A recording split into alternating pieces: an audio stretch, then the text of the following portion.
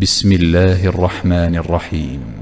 إذا زلزلت الأرض زلزالها وأخرجت الأرض أثقالها وقال الإنسان ما لها يومئذ تحدث أخبارها بأن ربك أوحى لها يومئذ يصدر الناس أشتاتا ليروا أعمالهم فمن يعمل مثقال ذرة خيرا يره ومن يعمل مثقال ذرة شرا يره.